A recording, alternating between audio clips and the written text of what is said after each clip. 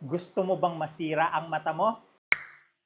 Hi mga idols, ako si Doc Dongs, isang board-certified ophthalmologist and a retina specialist at pag-usapan natin yan. Pero disclaimer lang, ang video na ito ay for educational purposes only at hindi ito kapalit ng consultation mo sa iyong ophthalmologist. Tara, let's discuss. Uulitin ko yung tanong, gusto mo bang masira yung mata mo? Gawin mo ito. Siyempre, biro lang. Dapat aalagaan natin ang ating mga mata at dapat hindi natin hinahayaan to na masira kaagad. So pag-usapan natin ngayon yung mga karaniwang habits na ginagawa ng maraming tao na nakaka-apekto sa kalusugan ng kanilang mga mata. Baka isa o dalawa dito sa i-discuss natin ay ginagawa mo rin pala nang hindi mo namamalayan.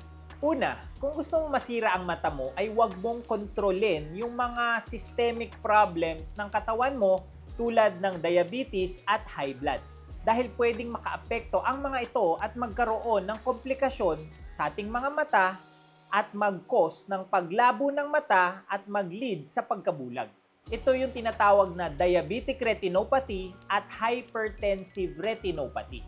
Ang mataas na blood sugar o di kaya mataas na blood pressure na hindi kontrolado ay over time ay pwedeng makaapekto at makasira ng mga blood vessels ng ating mga retina. At syempre kapag nagkaroon ng sira or damage sa blood vessels ay tuloy-tuloy na yan hanggang sa mag-cause ng pagkalabo ng paningin at pagkabulag. Kaya napaka-importante na makontrol yung mga systemic problems na ito para ma-lessen yung chance na magkaroon ng komplikasyon ito sa ating mga mata. Importante din na na-check kayo regularly ng inyong mga ophthalmologist para malaman kung meron na ba itong komplikasyon at magawan ng paraan habang maaga pa. Kasi kadalasan, sa simula ay wala itong mga sintomas. At kapag nakaramdam na kayo ng sintomas ay kadalasan medyo late na ito at mahirap na habulin. So, hindi nyo malalaman na meron na pala kayo nito kung hindi kayo magpapacheck up. Pangalawang kailangan mong gawin kung gusto mong masira talaga ang iyong mga mata ay manigarilyo ka araw-araw. Alam naman natin na ang paninigarilyo ay nakakasira at nakakasama sa kabuuang kalusugan natin. At alam natin na wala itong magandang benepisyo para sa ating katawan. At pwede rin itong magbigay ng masamang benepisyo para sa ating mga mata. Kasi ang alam lang naman natin ay masama ito para sa ating baga at puso. Pero pwede rin talaga maapektuhan ang inyong mata at paningin.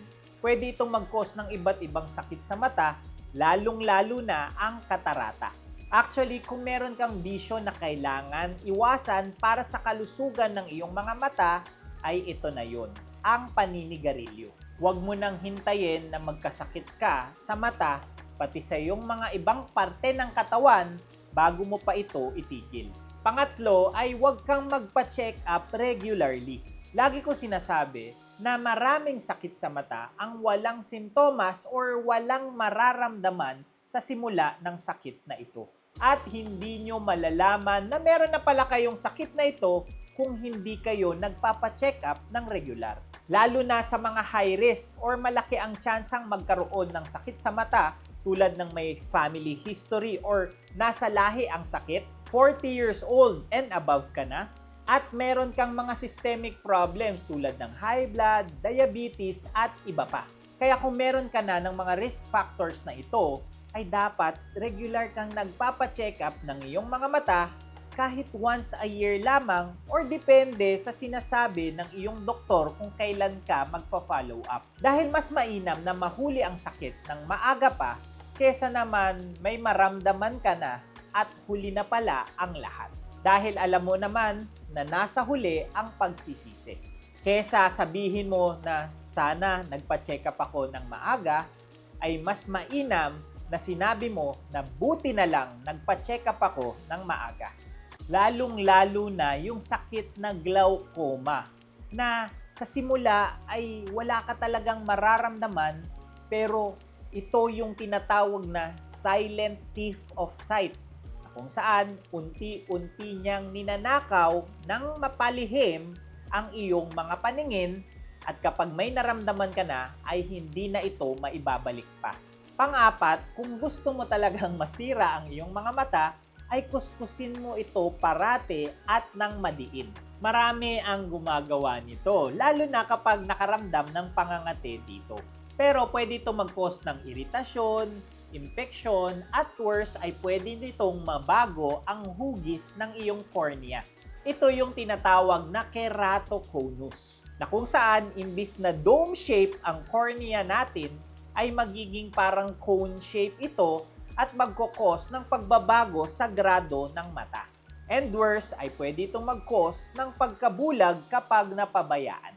Kaya kapag magrarab kayo ng mata kapag ito ay nangangati, ay siguraduhin na hindi tatamaan ang inyong mga cornea kapag ito ay kinukuskus ninyo. O di kaya, kung kaya ay wag na lang kusutin ito. Panglima ay gumamit ka lang ng kung ano-anong eye drops na makikita mo online o di kaya bigay sa'yo ng iyong kaibigan or kapitbahay. Nako, pag ginawa mo to ay pwede talaga at may posibilidad na masira ang mata mo dito. Hindi lahat ng eye drops ay ligtas. Hindi lahat ay FDA approved at hindi lahat ay siguradong epektibo. Marami ang nagbebenta online na magsasabi ng kung anong-anong masarap pakinggan sa tenga. Mapapagaling nito ang katarata, pugita, glaucoma, at iba pang sakit sa mata. Pero ang totoo, walang iisang gamot na kayang pagalingin lahat ng sakit sa mata. Ganon din naman sa ating mga katawan. Iba-iba ang gamot sa iba't ibang sakit. So, hindi ka dapat naniniwala na merong isang pamatak na kayang magpawala ng lahat ng sakit sa mata. Isa pa, kaya dapat hindi ka nagsi-self-medicate ay merong mga gamot na kahit FDA approved ay may mga side effects. Kaya dapat ay tama at monitored ang paggamit ng mga gamot na ito. So kung nag-self-medicate ka lang, kahit FDA approved ang iyong gamot, kung mali naman ang dosage at frequency nito, hindi rin ito magiging epektibo at pwede pa itong magkaroon ng side effects sa'yo. So siguraduhin na bago magpatak, ay kailangan ito ay FDA approved at bigay sa inyo ng inyong mga doktor sa mata. Hindi ng kahit sino, kamag-anak, kapitbahay o di kaya nakita nyo lang online. Kahit na mukha pa itong ine-endorso ng mga sikat na mga tao or celebrities, ay huwag nyo itong bibilhin kung hindi ito bigay ng inyong mga doktor sa mata. Dahil marami na ang pinepeke at ini-AI ngayon para palabasin na ito ay ine-endorso ng inyong mga doktor or sikat na personalidad. Kaya mag-ingat sa mga binibili online. Pang-anim ay baliwalain nyo lang yung mga warning signs na binibigay sa inyo ng inyong mga mata. Lalo na yung mga flash ng ilaw sa gilid ng paningin, o kaya biglang pagdami ng floaters, o kaya parang may kurtina ng nakaharang sa inyong mga paningin, o kaya biglang nawala ang paningin or nag-total blackout sa ilang segundo or minuto pero bumalik naman, ay mga warning signs na ito na kailangan ipa-check up nyo na kagad ang inyong mga mata. Huwag nyo itong baliwalain dahil swerte na nga at may warning sign sa inyo, di tulad sa iba na biglaan na lang sila nabubulag. Siguraduhin na kapag merong naramdaman na kakaiba or hindi nyo pa naramdaman sa inyong mga mata, ay ipacheck nyo na kagad ito dahil baka warning sign na ito ng mas malalang problema sa mata na kailangan maagapan, kung di mahuhuli ang lahat at mag-cause ng pagkabulag. Ito ay pwedeng mag-lead sa mga seryosong problema sa mata at sa ating mga katawan. At panghuli, isipin mo na hindi mahalaga ang healthy lifestyle. Ang pagkain ng tama at masusustansyang pagkain na mayaman sa mga vitamins A, C, E, zinc, lutein at zeaxanthin, omega-3 fatty acids. Ito ay masustansya para sa healthy cells ng ating mga mata. Ang regular na ehersisyo, kahit yung paglalakad lamang ng mga 30 minutes kada araw. Again, pagkontrol ng mga systemic problems tulad ng high blood at diabetes at regular na pagpapatingin ng inyong mga mata. Ito ang mga healthy lifestyle na kailangan natin gawin para sa mas magandang kalusugan ng ating mga mata at paningin. Ito ang ilan sa mga paraan para maprotektahan natin ang ating mga mata. Siyempre, wala naman sa atin ang gusto talagang masira ang kanilang mga mata. Kaya dapat ay napapangalagaan natin ng mabuti ang ating mga mata. Dahil napaka-importante ng ating mga mata sa pang-araw-araw nating buhay. Nasa sayo na, kung gusto mong masira ang iyong mata, ay gawin mo lang yung mga sinabi ko. At kung ayaw mo naman, ay gawin mo yung nararapat at tama para sa iyong mga paningin. And that's it for today's video. Sana ay may natutunan ka at mas naintindihan mo kung paano natin mapoprotektahan ang ating mga mata at paningin.